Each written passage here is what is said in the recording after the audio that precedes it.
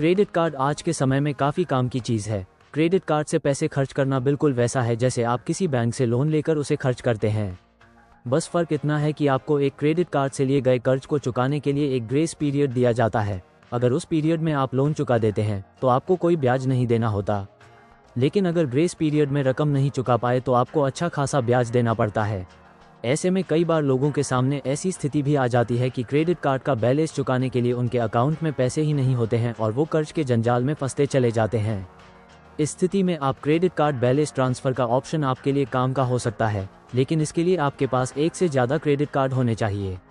आइए बताते हैं क्या है क्रेडिट कार्ड बैलेंस ट्रांसफ़र, ये कब आपके लिए फ़ायदे का सौदा है और कब नुकसान का। क्या होता है बैलेंस ट्रांसफ़र? बैलेंस ट्रांसफ़र में एक क्रेडिट कार्ड के पैसे दूसरे क्रेडिट कार्ड में ट्रांसफ़र करके लोन की रकम को चुकाया जाता है। इसके लिए ये जरूरी है कि आपके दूसरे क्रेडिट कार्ड की लिमिट जिससे आप रकम ट्रांसफ़र कर रहे हैं ज़्यादा हो, क्योंकि आप अपने क्रेडिट कार्ड का 75% तक अमाउंट ही ट्रांसफ़र कर सकते हैं।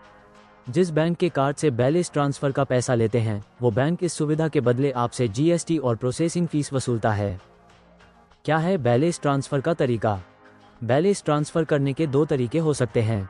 पहला तरीका ये है कि आपको बैंक के कस्टमर केयर पर फ़ोन करना होगा और उनसे बैलेंस ट्रांसफ़र करवाना होगा। दूसरा तरीका ये है कि आप खुद ही बैंक के ऐप या वेबसाइट से बैलेंस ट्रांसफ़र कर लें। इसके लिए आपको दोनों कार्ड की डिटेल्स की ज़रूरत होगी। साथ ही आप बैलेंस ट्रांसफ़र को वापस चुकाने का तरीका एकमुश्त या EMI विकल्प भी चुन सकते हैं। इस स्थिति में मुसीबत बन सकता है बैलेंस ट्रांसफ़र।